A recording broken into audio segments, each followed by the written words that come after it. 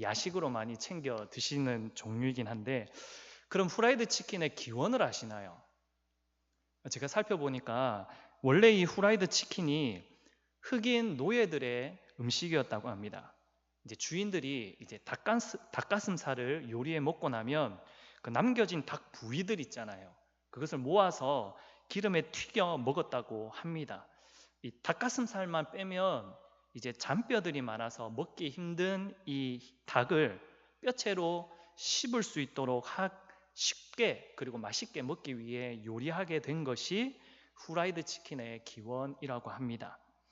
이렇게 요리한 닭튀김은 이제 고된 노동에 이제 필요한 체력을 유지시켜주는 아주 고단백 식단이 되었다고 하네요. 여러분, 제가 이 예화로 말씀을 시작하는 것은 이전에 이 노예라는 제도가 있었고, 또 노예들은 주인의 밥상에서 남은 것, 또 버려진 것을 먹을 정도로 신분이 상당히 낮은 위치에 있었던 것을 언급하기 위함입니다. 여러분, 현재는 전 세계적으로 이 노예제도가 남아있는 국가는 없습니다. 1948년에 세계인권선언, 그리고 1966년에 국제인권규약 이후로 공식적으로는 그 어떤 나라에도 노예제도는 남아있지 않습니다. 하지만 20세기 이전까지는 이 노예제도가 전 세계적으로 있었습니다. 여러분, 그런데 이 노예제도가 사실 구약 성경에도 나타납니다. 시초가 언제인지는 모르겠지만 이 노예제도는 그 역사가 굉장히 오래되었음을 우리가 알 수 있습니다. 제가 서론에서 이렇게 노예에 대한 이야기를 꺼내든 이유는요, 우리 시대에는 노예에 대한 개념과 인식이 없다시피 하다 보니 이 성경을 보고 이해하는 눈도 많이 약해져 있기 때문입니다. 이 노예를 이해하지 못하면 이 성경에 나와 있는 종의 개념도 우리는 정확하게 이해할 수 없기 때문이죠. 바라기는 오늘 본문과 이 설교 말씀을 통해서 이 성경적인 종의 모습을 깨닫고 우리의 삶에 적용할 수 있게 되기를 바랍니다. 여러분, 성경에 나오는 종에 대한 개념을 먼저 살펴보고자 하는데요, 레위기 25장 39절에서 40절 말씀을 보시면, 저희가 오늘 25장을 읽었는데 39절에서 40절 말씀을 보시면 종에 대한 규범이 나타납니다. 너와 함께 있는 내 형제가 가난하게 되어 내게 몸이 팔리거든 너는 그를 종으로 부리지 말고 품꾼이나 동거인과 같이 함께 있게 하여 희년까지 너를 섬기게 하라 라고 말씀하죠. 여러분, 이 말씀에 의하면 동족끼리는요, 그러니까 이스라엘 민족끼리는 가난해져서 자신의 몸을 팔았다 할지라도 종과 같이는 대하지 말라라고 말씀합니다. 오히려 품꾼과 같이 여기라 말씀하시죠. 대신해서 이방인들은 종으로 삼을 수 있습니다. 25장 동일한 25장 44절 말씀해 보시면 내 종은 남녀를 막론하고 내 사방 이방인 중에서 취할지니 남녀 종은 이런 자 중에서 사올 것이며 라고 말씀합니다. 그러니까 이방인 중에 돈으로 산 자는 종으로 살 수 있다, 삼을 수 있다라는 규례인 것이죠. 여러분, 그렇다면 레위기 말씀을 통해 알 수 있는 이 품꾼과 종의 차이점이 무엇인지 아시겠습니까? 여러분, 이 39절에 나와 있는 종의 원어가 에베드라고 합니다. 근데 40절에 나오는 이 품꾼의 원어가 사키르입니다. 이 히브리어 단어인데 에베드, 사키르 다릅니다. 그리고 이 둘의 차이를 우리가 방금 읽었던 이 성경의 문맥에서 살펴보면 이렇게 해석되어질 수 있습니다. 이 보수를 받느냐 받지 않느냐, 즉 보수를 받으면 품꾼이겠죠. 보수를 받지 않으면 종이 됩니다. 여러분, 두 종류의 사람이 다 주인에게 속한 자죠. 종이건 품꾼이건 주인과는 일종의 주종관계를 맺습니다. 그런데 품꾼은 그 일에 대한 보수를 받습니다. 하지만 종은요, 보수를 받지 않습니다. 품꾼은 언제라도 이 주종관계를 끊을 수 있습니다. 자기 몸값을 도로 지불하면 주인으로부터 자유를 얻게 되는 것이죠. 하지만 종은 평생 주인에게 종속됩니다. 주인의 소유가 되는 것이죠. 그래서 주인이 원해서 너는 자유해 라고 할 때까지는 그 사람은 주인에게서 벗어날 수 없습니다. 여러분, 이러한 규범 속에서 하나님께서는 이스라엘 동족들끼리는 왜 절대 종으로 삼지 말라고 하셨을까요? 왜냐하면 같은 형제 자매이기 때문에가 아니라 이스라엘은 바로 그 누구의 종도 아닌 하나님의 종이기 때문입니다. 레위기 25장 42절 말씀입니다. 그들은 내가 애굽 땅에서 인도하여 낸 내 종들이니 종으로 팔지 말 것이라. 여러분, 오늘 본문 55절 말씀도 보십시오. 이스라엘 자손은 나의 종이 됨이라. 그들은 내가 애굽 땅에서 인도하여 낸 내 종이요 나는 너희의 하나님 여호와이니라. 여러분, 사랑하는 성도 여러분, 이 구약교회 이스라엘은요 하나님의 종이었습니다. 그래서 서로 사고팔고 하지 못한 것이죠. 이 성경적인 사실을 우리는 꼭 기억해야 됩니다. 하나님께서 이스라엘을 자신의 종으로 선택하셨던 것입니다. 그런데 제가 설교 초두에서 말씀드린 이 노예는요, 그렇다면 종과는 무슨 상관이 있을까요? 사실은 오늘 설교 제목에 종입니까 품꾼입니까 라고 제가 정해 놓았지만 원래는 노예입니까 품꾼입니까 노예입니까 종입니까 라고 하고 싶었습니다. 그런데 레위기 25장 본문에 나오는 표현으로 쓰자라고 생각해서 종입니까 품꾼입니까 뭐 이렇게 지었습니다. 이 사실 여러분 종하면 노예를 가리킨다고 보시면 됩니다. 여러분, 우리 시대는 노예 제도가 없는 시대죠. 성경에도 이 노예라는 표현이 많이 삭제되었습니다. 그러다 보니 우리 시대의 관점으로 이 성경을 읽다 보면 이 성경적인 이해의 한계가 어쩔 수 없이 생기게 되는 시대적인 상황에 놓여져 있게 되어진 것이죠. 종을 노예로 여기지 않는 관점이 우리들 가운데 생겨났다라는 겁니다. 여러분, 우리 자신의 생각과 이해를 잠시 한번 상고해 보십시오. 여러분, 성경에서 종이라는 표현이 나오면 여러분들은 어떤 이미지로 떠오르셨습니까? 아마 자주 고용된 존재의 이미지로 떠오르셨을 것이라 저는 추측이 됩니다. 제가 그랬거든요. 뭐 가사 도우미나 가정부 이 정도로 인식이 되어지는 종의 모습. 왜냐하면 우리 시대에 노예가 없거든요. 이 속박당하여서 주인의 명령에 무조건 복종해야 하는 그런 부류의 사람이 존재하지 않는 시대를 우리가 살아가기 때문에 그러한 개념을 가지기가 어렵다라는 것입니다. 여러분, 이러한 인식은 시대가 흐르면 흐를수록 더 견고해지겠죠. 그래서 여러분들께 권면드리자면 여러분, 성경에서 종이라는 표현이 나오면 일단 노예라는 인식도 가지시고 성경을 읽으시기 바랍니다. 제가 영어는 잘 못하지만 영어로 이 차이를 더 명확하게 구분짓고자 합니다. 영어로 번역되면 이게 servant랑 slave로 나누어지거든요. servant랑 slave의 차이라고 보시면 됩니다. 여러분, 오늘 본문에 레위기 25장 55절 저희가 읽었던 이 본문을 보시면 이스라엘 자손은 나의 종들이 됨이라 라고 말씀할 때 이 종이라고 번역된 이 원래 히브리어 원어는 에베드입니다. 앞쪽에서도 말씀드렸는데 이것을 대부분의 영어 성경, 근데 제가 오늘은 그 ESV 성경으로만 번역된 것을 말씀드리겠습니다. 대부분의 영어 성경에는 이 부분을 servant로 번역했습니다. 그런데 여러분, 같은 25장 39절에 여기도 종이 나오거든요. 너와 함께 있는 내 형제가 가난하게 되어 내게 몸이 팔리거든 너는 그를 종으로 부리지 말아라 라는 이 여기에서의 종은 영어 성경에서 servant가 아니라 slave라고 번역되어져 있습니다. 히브리어 원문은 똑같습니다. 에베드. 똑같은 히브리어 언어가 저 39절 앞쪽에서는 slave로 번역되고 55절에서는 slave가 아니라 servant로 번역이 되었습니다. 여러분, 똑같은 히브리어 원문인데 왜 영어는 이렇게 다른 단어로 쓰여졌을까요?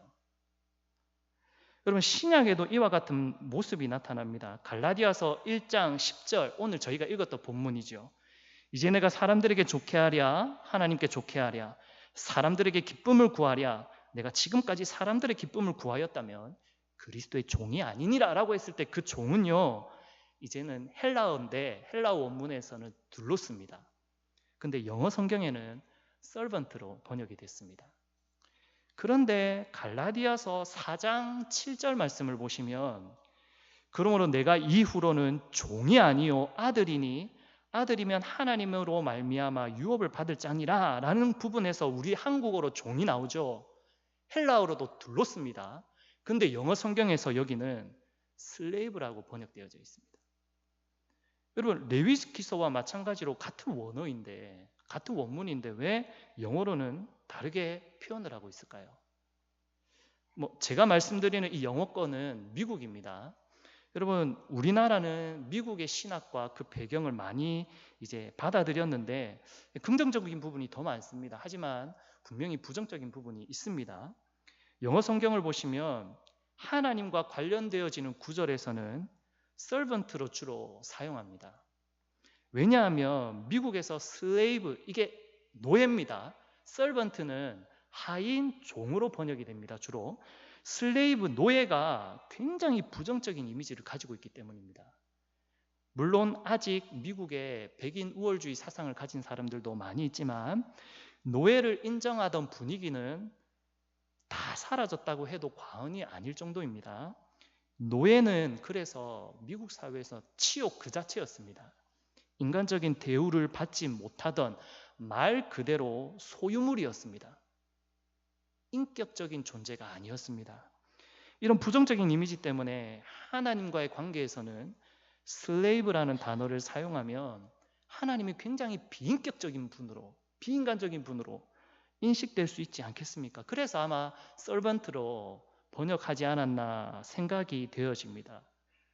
저는 그들의 마음을 충분히 이해하고 공감하는 의미에서 잘하였다라고도 볼 수 있겠지만 여러분 이러한 번역의 이제 차이 때문에 사실은 성경의 본래적인 의미는 상실될 수 있습니다. 아니 이미 많이 상실되었고 성경에서 이제 동성애가 많이 활발히 진행되면서 NIV 새로운 성경 같은 경우는 남자와 여자를 구분짓지 않도록 사람이라는 표현으로 또 많이 번역이 된 부분이 있습니다. 이것은 뭐 중요한 내용은 아니니까 넘어가고요. 그렇다면 여러분 이러한 단어의 표현으로 어떤 인식의 차이가 만들어지는 것일까요? 여러분 우리가 이 차이를 분명히 알아야 됩니다. 왜냐하면 그렇지 않으면 우리는 성경에서 말씀하시는 본래의 그 우리의 신분을 바르게 깨닫지 못하기 때문입니다. 여러분 servant가 하인 종이라고 번역이 된다면 슬레이브가 노예로 주로 번역된다고 조금 전에 말씀드렸는데 여러분 이것이 무슨 차이일까요? 하인 종으로 해석이 되어지는 그 servant는 고용된 존재입니다. 근데 슬레이브 노예는요 소유가 된 존재입니다. 고용된 거랑 소유가 된 거랑 다르죠. 여러분 servant는 그래서 주종관계를요 스스로 청산할 수 있는 존재입니다. 근데 슬레이브는요 주종관계를 스스로 청산할 수 없는 존재입니다. 그래서 하인 품꾼으로 그리고 번역되어지는 것을 servant로 슬레이브는 노예로 보아야 되는데 영어 성경으로 보면 이것이 이제 헷갈리기 시작하는 것이죠. 그래서 슬레이브로 이해를 돼야 되는데 servant로 이해되는 경우가 많이 존재하더라는 것입니다. 그래서 여러분 하나님과의 관계에서 우리가 종을 보았을 때는 servant가 아니라 slave라는 사실을 우리가 꼭 인지하셔야 됩니다. 우리는 하나님의 노예입니다. 그러므로 우리가 한글 성경을 읽을 때도 잘 구별하셔야 됩니다. 우리가 종이라 번역된 성경 구절을 읽을 때 하나님과 관련되어져서 종이라는 표현이 나타난다면 우리는 그 단어가 슬레이브임을 꼭 인지하셔야 합니다. 그렇지 않으면요 우리는 하나님 앞에서 교만해집니다. 마치 나에게 어떤 권리가 있는 것처럼 불평하고 원망하는 것도 당연시 여기게 되는 것이죠. 노예에게는요 사실 주인에게 거부할 권리나 요청할 권리 아무것도 없습니다. 그런데 있는 것처럼 여기게 된다는 것이죠. 그래서 여러분 우리는 참으로 하나님의 종입니다. 하나님께서 그렇게 우리를 나의 종으로 선택하셨기 때문입니다. 그러면 성도 여러분, 지금 억울함이 드시죠? 그러고 싶지 않으시죠? 내가 왜 노예가 돼야 되나? 그런데 정말 하나님의 노예가 아무런 권리가 없을까요? 정말 비인격적인 대우를 받으며 어쩔 수 없이 주인에게 복종할 수밖에 없는 불쌍한 존재일까요? 그럼 그렇지 않습니다. 이 세상적인 논리의 노예는 그렇게 생각할 수 있습니다. 그런데 성경적인 하나님의 노예는 그렇지 않다라는 것입니다. 성경을 읽다 보면 놀라운 특권이 하나님의 종, 하나님의 노예들에게 발견되는 것이죠. 이것은요, 위대한 우리의 주인 되신 하나님께서 우리에게 은혜로 주신 것들입니다. 오늘 설교의 핵심이 이것이니 꼭 기억하시길 바라면서 제가 4가지를 말씀드리겠습니다. 첫 번째로는요, 노예는요 죽지 않습니다. 구원을 받는다라는 표현입니다. 여러분, 여호수아 9장을 보시면 기브온 주민들이 나타나는데, 그 기브온 주민들이요 이스라엘을 위해 나무를 패고 물을 깃는 노예로 들어오는 장면이 나타납니다. 여러분, 왜 그럴까요? 뭐가 못난 점이 있어서 그들이 이스라엘의 노예로 깊이 들어오게 됩니까? 여러분, 기브온 주민들이 스스로 이스라엘의 노예로 들어왔습니다. 왜냐하면요, 그렇지 않았으면 이 기브온 사람들은 이스라엘 백성들에게 죽임을 당할 목숨이었기 때문입니다. 여러분, 기브온은 가나안 족속이죠. 하나님께서 이자들에게 여호수아를 통하여서 이자들은 분명히 가나안 정복을 하면서 진멸해야 될 사람들이었습니다. 남녀노소를 불문하고요, 살려두면 안 되는 자들이었죠. 그런데 이 사람들이 구원을 받습니다. 살았다라는 것입니다. 어떻게요? 이스라엘의 노예가 됨으로 그들의 목숨은 유지할 수 있었다라는 것입니다. 여러분, 이러한 그림이 성경에 이것 외에도 다른 예들이 많이 있습니다. 이처럼 여러분, 하나님의 종은요 하나님 나라 안에 들어가 살 수 있는 존재가 된 사람들입니다. 영원한 하나님의 나라의 소유가 되어져서 그곳에 거하는 구원받는 존재로서 영원히 살아가는 존재가 하나님의 종, 노예라는 것입니다. 여러분, 이것이 하나님께서 우리를 자신의 종으로 부르신 그 높으신 뜻 안에 담겨져 있는 놀라운 구원의 은혜임을 우리가 꼭 기억할 수 있어야겠습니다. 하나님의 노예는 구원받습니다. 둘째로, 노예는요 주인의 것을 함께 먹을 수 있습니다. 여러분, 레위기 22장 10절에서 11절 말씀을 보시면 이런 말씀이 있습니다. 일반인은 성물을 먹지 못할 것이며 제사장의 객이나 품꾼도 다 성물을 먹지 못할 것이니라. 그러니까 제사장을 위해 준비해 놓은 성물, 거룩한 음식이겠죠. 그것을 객이나 손님이나 품꾼들은 먹지 못한다고 합니다. 그런데 제사장이 그의 돈으로 어떤 사람을 샀으면 그는 그것을 먹을 것이며 그의 집에서 출생한 자도 그렇게 하여 그들이 제사장의 음식을 먹을 것이다 라는 표현이 나타납니다. 여러분, 제사장의 집에서 제사장들에게 바쳐진 성물을 먹을 수 있는 사람의 명단이 본문에 나타납니다. 제사장, 그리고 그 집에서 출생한 자녀들, 그리고요 그 집의 노예. 여러분, 제사장이 돈으로 주고 샀으니 이 사람이 노예죠. 제사장의 소유가 된 바로 그 노예는 제사장의 성물을 제사장과 함께 먹을 수 있는 자가 되었습니다. 이 레위기 22장 10절을 보시면 품꾼은 절대 이것을 먹지 못합니다. 노예는 먹을 수 있는데 품꾼은 못 먹습니다. 여러분, 이 얼마나 노예에게 주어진 놀라운 특권입니까? 품꾼이 먹지 못하는 거룩한 성물을 노예는 먹을 수 있다라는 것입니다. 그럼 마태복음 15장에 보시면 예수 그리스도께서 가나안 여인을 만납니다. 이 가나안 여인은요 자기 딸이 귀신에 들렸습니다. 그래서 예수님께 찾아와 자신의 딸을 구원해 달라고 간곡히 요청하죠. 그런데 예수님이 어떻게 말씀하십니까? 너무나 매정스럽게 이렇게 말씀하십니다. 나는 이스라엘의 집에 잃어버린 그 양들 외에는 다른 데로 보내심을 받지 아니하였노라. 이 자녀의 떡을 어찌 개들에게 던짐이 마땅하냐? 그러자 가나안 여인이 어떻게 대답합니까? 주여, 옳습니다. 주여 옳습니다. 많은 개들도 제 주인의 상에서 떨어지는 부스러기를 먹나이다. 여러분, 이 대답을 듣고 예수님께서 이 여인의 믿음을 칭찬하시죠. 귀신 들린 딸을 구원해 주셨습니다. 여러분, 주인의 상에 함께 참여하여 먹는 것이 놀라운 특권 중의 특권인데 그 주인에게 속하지 않으면 그 음식을 먹을 수 없습니다. 그런데 이 여인이요, 노예도 아니라 자신을 개라고까지 표현하면서 그 주인의 상의 음식을 먹을 수 있다라고 표현한 것이잖아요. 여러분, 이 특권이 노예들에게 주어진다라는 것입니다. 주인의 상에 음식을 같이 먹을 수 있는 이 놀라운 특권을 노예는 누립니다. 품꾼은 누리지 못합니다.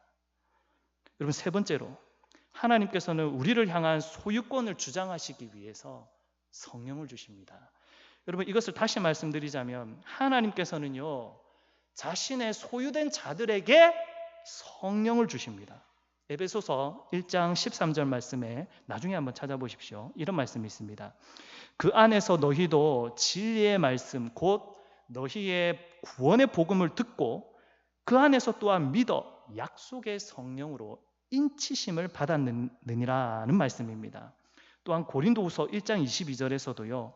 그가 또한 우리에게 인치시고 보증으로 우리 마음에 성령을 주셨다라는 말씀이 있거든요. 여러분, 이 말씀이 어떠한 이미지가 떠오르십니까? 여러분, 노예가요, 몸에 인이 새겨집니다. 구약시대에는 귀에 구멍을 뚫죠. 그것으로 주인에게 영원히 속하였다라는 표로 삼았습니다. 여러분, 헬라 로마 시대에는요, 영화 같은 거 보셨죠? 여러분, 노예의 몸에 인두를 새깁니다. 여러분, 주인이 자기의 소유라는 표식으로 인두로 이제 몸을 지지죠. 물론 이제 괴롭기는 하겠지만, 여러분, 이것이 인치는 것이지 않습니까? 자신의 소유라는 인을 치는 겁니다. 여러분, 성령 받기를 원하십니까? 하나님께서는요, 말씀 속에서 그리스도의 영인 성령을 아무에게나 안 줍니다. 자신의 소유된 자들에게 주십니다. 노예들에게 주시는 거죠. 품꾼들에게는 주지 않습니다. 여러분, 하나님의 노예는 성령으로 인치심을 받는다라는 것입니다. 그래서 여러분, 이것이 얼마나 감격스러운 말입니까? 여러분, 넷째로, 여러분, 이것이 가장 중요한 내용인데요. 노예는요, 결국 하나님께서 자신의 아들 양자로 삼으십니다. 여러분, 웨스트민스터 신앙고백서 12장에 보면 양자됨에 관한 내용이 나오는데 이렇게 나옵니다. 하나님께서는 의롭게 된 모든 이들을 독생자 예수 그리스도 안에서 또한 그분 때문에 양자가 되는 은혜의 참여자가 되게 허락하신다. 이 교리서를 100% 인정하지 못하는 사람들 때문에 말씀도 증거 구조를 말씀드리겠습니다. 갈라디아서 4장 4절에서 7절 말씀입니다. 저희가 갈라디아서 1장을 읽었죠. 4장 4절에서 7절 말씀에 때가 참에 하나님이 그 아들을 보내사 여자에게서 나게 하시고 율법 아래에 나게 하신 것은 율법 아래에 있는 자들을 속량하시고 우리로 아들의 명분을 얻게 하려 하심이라. 너희가 아들이므로 하나님이 그 아들의 영을 우리 마음 가운데 보내사 아빠 아버지라 부르게 하셨느니라.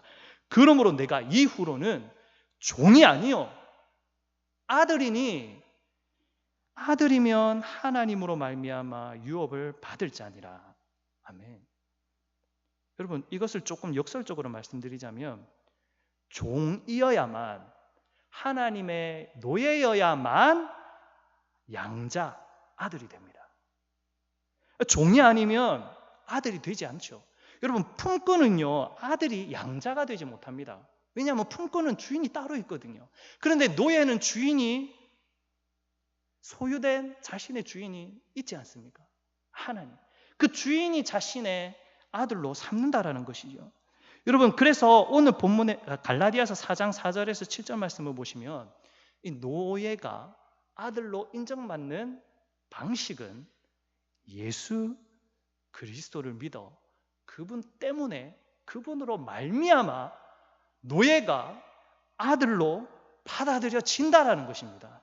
여러분, 이것이 하나님의 약속이며 하나님의 뜻이며 하나님께서 우리를 향하신 은혜이다라는 것입니다. 사랑하는 성도 여러분, 우리가 하나님의 노예죠. 여러분, 노예라서 억울하십니까? 여러분, 억울해하지 마십시오. 노예에게는 놀라운 특권이 있습니다. 하나님의 나라에서 그 노예는 반드시 그 주인의 아들로 삼으십니다. 하나님의 아들이란 지위는 그분이 약속하신 것입니다. 약속의 하나님은 반드시 이 일을 이루십니다. 이것이 우리의 믿음인 것이죠.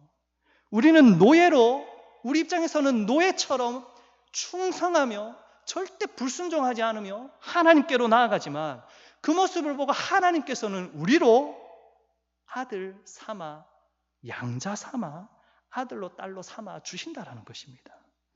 여러분, 때때로 우리는 교만해져서 이 전반의 것보다 후반의 것만 생각해서 아이고 나는 이제 하나님의 자녀구나, 아들, 딸이구나 라고만 생각할 때도 있습니다. 이전에 우리의 본래 신분은 온데간데 없이 말입니다. 그러다 보면 우리는 탕자의 모습과도 같이 행동할 수 있습니다. 회개하기 전에 탕자의 모습 말입니다. 아버지 유산을 달라고, 그렇지 않으면 순종하지 않겠노라 떼를 쓰는 그 탕자의 이전의 모습 기억하십니까? 여러분, 하나님의 진정한 약속도 모르고 하나님의 은혜도 모르고 자신의 신분을 정확하게 알지 못하는 그 탕자의 모습. 사랑하는 성도 여러분, 그러나 우리는 그러한 모습을 갖추지 말아야 됩니다. 우리는 하나님의 집 안에서 사실 하나님의 종입니다. 만일 하나님의 나라에서 정말 세상의 유익만 바라며 하나님을 믿고 있다면 그 사람은 노예가 아니겠죠. 여러분, 그 마음으로 믿음 생활 하신다면 여러분들은 노예가 아닙니다. 품꾼이십니다. 품삯을 받을 수는 있으나 그 하나님의 집의 영원한 아름다움과 그 풍요로움과 영생은 누리지 못할 것입니다. 여러분, 우리가 하나님의 노예라는 것을 반드시 기억하십시오. 그래서 그 하나님의 집에 영원토록 속한 자이며 하나님의 소유가 된 것입니다. 그래서 그 노예는 주인의 집의 모든 것을 그 안에 거하며 누리게 되는 이 놀라운 특권과 복을 얻게 되는 것이죠. 여러분, 바라기는 우리 믿음의 성도님들이 이 하나님의 나라를 마음껏 누리실 수 있는 믿음의 성도님들이 다 되실 수 있기를 바랍니다. 그 특권을 누리기 위해, 양자됨을 누리기 위해 우리는 하나님 앞에 나아갈 때 품꾼이 아니라 어떤 대가를 바라면서 나아가는 자가 아니라 우리는 그분의 소유된 자로, 노예로 그분 앞에 설 수 있어야 할 것입니다. 그 믿음 안에서 나의 모든 것을, 나의 생각과 결정까지도 하나님 앞에 내어놓을 수 있는 저와 여러분들이 다 되실 수 있기를 간절히 바랍니다. 우리 함께